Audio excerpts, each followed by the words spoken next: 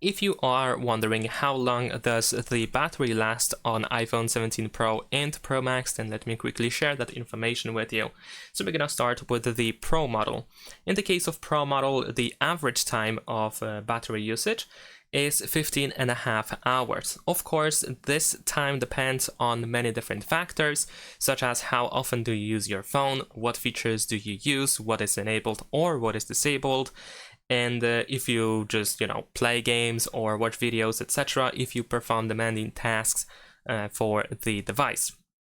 So all of this, of course, matters, but if we just talk about, daily average use of the phone, then you should have the battery for 15, maybe 15.5 hours. If you just use it for calling, then the battery should last 23 hours, maybe even more. For browsing the internet, you should have the battery for like 12.5 hours. For watching videos, realistically, the battery lasts almost 23 hours. I know that Apple claims more, but most of the time it is actually less than the amount of time they claim. And for gaming, it is usually like 10 hours, maybe slightly over 10 hours.